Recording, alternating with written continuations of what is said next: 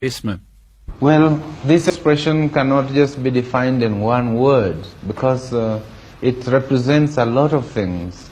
It represents, for example, our belief that in Africa, the kind of economic, social, and political institutions that make sense must find their meaning in the African setup.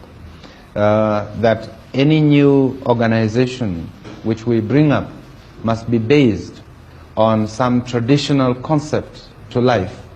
It must not just be imported from outside. For example, we are clan-minded, we are tribal-minded in that we are communal in our concept of life. Now, it is necessary that our new institutions are based on this approach, what we have called in our definition of African socialism, mutual social responsibility. That is, that a person is not just an individual, he is part of a system, he is part of a community. He has responsibilities within that community. He has duties to perform in that community. But in turn, the community has also got responsibility to him. They have duties towards him and his children. This is a very important concept. The other concept is that every person has got equal value and worth. Although some of our people in traditional life had a lot of wealth, but their wealth was not really belonging to them as individuals. They held it almost in trust for the rest of the community.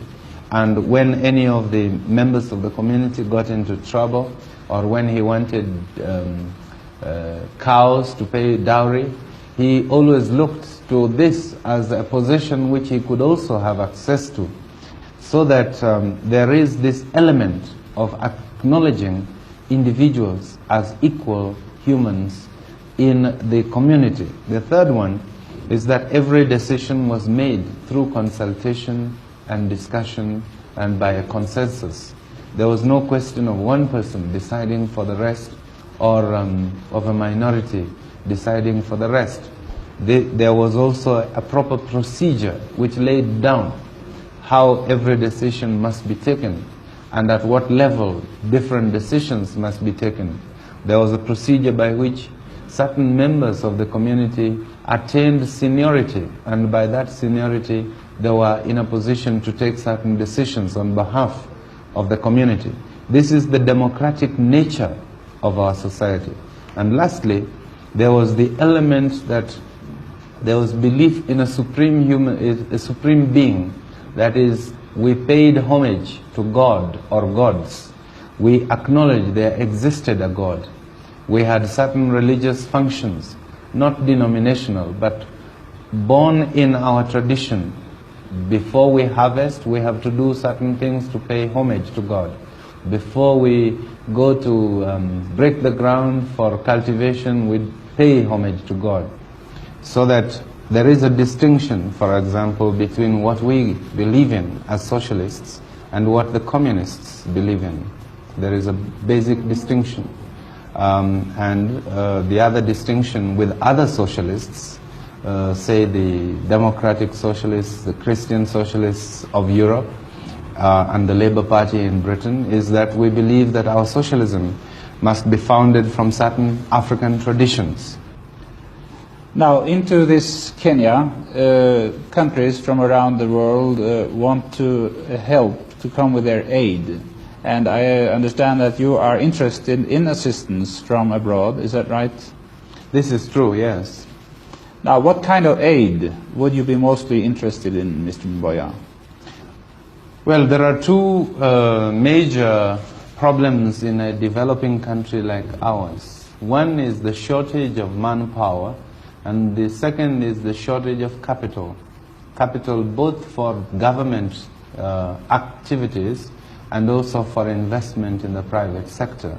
So we are interested in aid, in bringing into the country enough capital to facilitate our development. We are also interested in aid in terms of investments, those who wish to invest in the private sector. But you see, if you have capital alone and you don't have the required manpower, you cannot use the capital. And so we are always also interested that where we get capital, we should also get some technical assistance people who can help us to carry out our projects. But our long-term objective is to move away from aid so that we can concentrate on trade. Our policy is to minimize aid and expand trade as the years go by. And we are very anxious to develop trade relations with outside countries.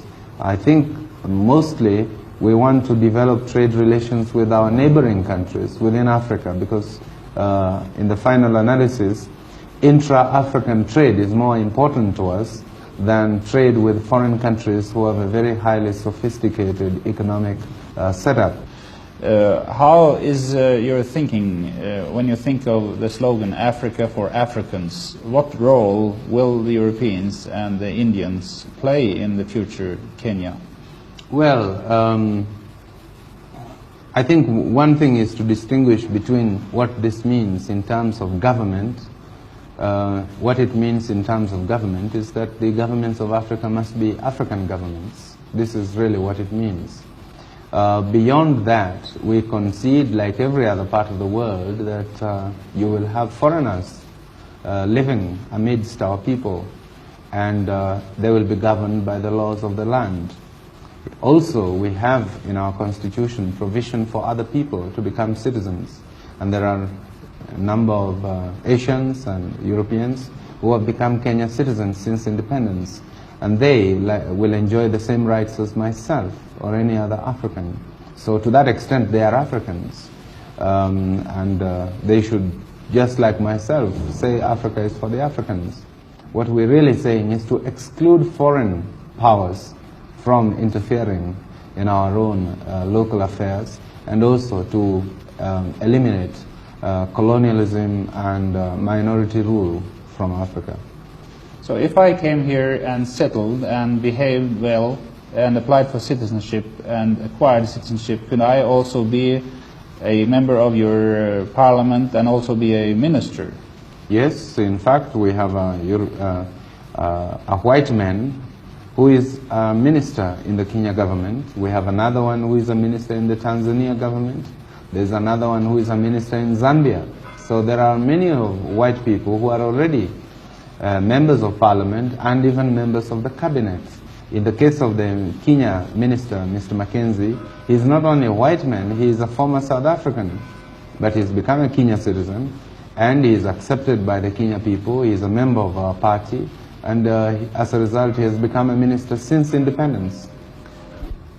Now, the East African cooperation between Tanzania, Uganda and Kenya has been very close, but now Tanzania has broken out more or less and made a strongly socialist goal.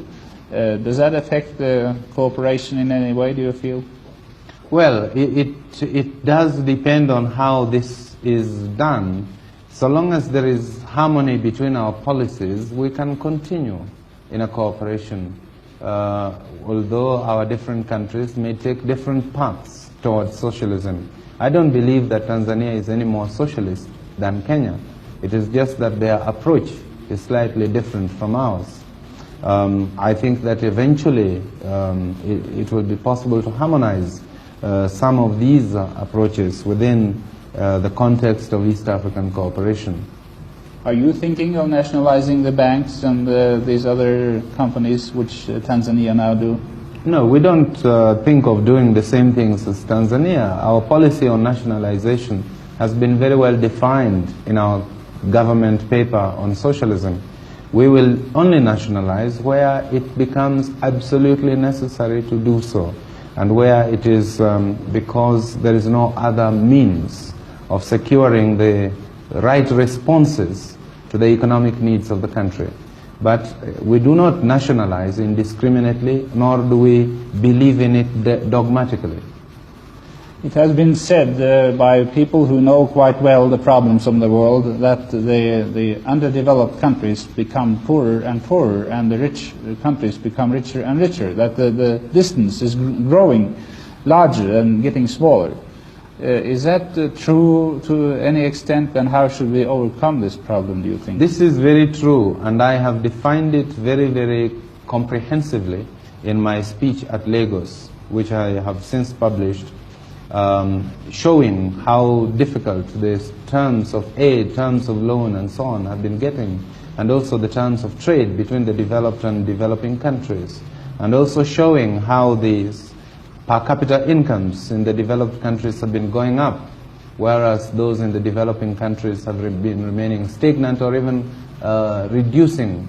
So there is a definite problem, and it's a problem which must be solved. This is why I proposed that there is a need for a specific Africa development strategy, and that strategy is one intended to put Africa's development on an emergency basis and not just on a casual basis as it is today. It is one which will require that the developing countries make special contribution towards an African development fund.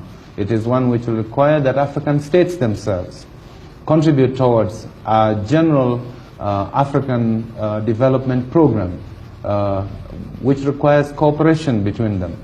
This is something I could speak on for a long time, but which I have defined in a comprehensive document, now published as a Kenya government document under the title A Strategy for a Development Strategy for Africa, which you might find to be very interesting reading. In that connection, I would like to ask you, how do you look upon the development now towards a more common European market? Is that a threat, a further threat to the relation between the richer nations and the poorer nations? No, I don't think so. I think it is a logical development in Europe. I don't think there is very much of an alternative for Europe but to do this, especially with the end of colonial empires. Europe has to reorganize herself. Does this affect Africa in any way? It does, because it means that Africa also must reorganize herself to meet the new European structure, and also that we also, the European concept of the common community must bear in mind that there are other parts of the world and not just Europe, and that Europe owes those parts of the world some cooperation.